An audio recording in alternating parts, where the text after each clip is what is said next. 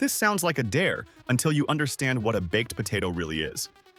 A baked potato is a steam-filled starch sponge with a crispy skin shell, and that means it behaves like a dessert base the moment you introduce fat and sugar.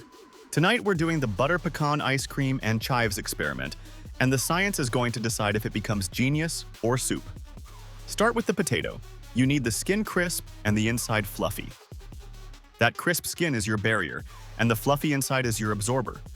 If the potato is soft on the outside, the melt turns watery and slides off. If it's crisp and screaming hot, the melt clings and transforms. Bake until the center is fully tender, then split it open and fluff the inside with a fork so steam escapes. Steam is moisture, and too much trapped steam will thin your melt and turn the whole thing into puddle. Now the ice cream.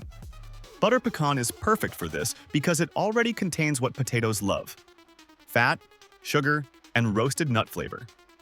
Drop a small scoop directly onto the open hot potato. Don't overdo it. This is not frosting, it's a controlled melt. Watch what happens. The ice cream doesn't stay ice cream. It becomes a sweet butter sauce. The dairy fat melts and coats the potato starch, and that coating changes texture instantly. Starch plus fat equals creamy. Starch plus water equals glue. That's why this works only when you keep it rich, not watery. Now, the caramelization lane. If the potato is hot enough, the sugar in the melted ice cream starts to brown along the edges and the milk solids toast like a quick caramel.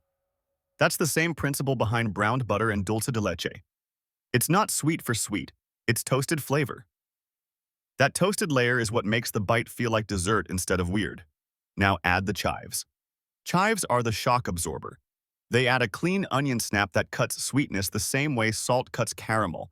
But chives only work when the potato is salted. So hit it with a pinch of salt right now. Salt makes the butter pecan taste deeper and stops your brain from reading it as ice cream on dinner. It turns it into a sweet, salty sauce with a savory finish. Now take the first bite the right way. Scoop from the center where the potato is fluffy, catch some melted butter pecan sauce, and get a few chives. The flavor should land like sweet potato casserole energy, but with a sharper, more savory edge. If it tastes flat, it needs salt. If it tastes watery, your potato wasn't hot enough or you used too much ice cream. If it tastes heavy, add more chives and a tiny squeeze of lemon to brighten it. This is the rule.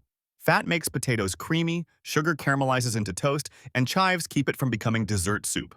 That's the experiment, and it actually works when the heat and salt are controlled.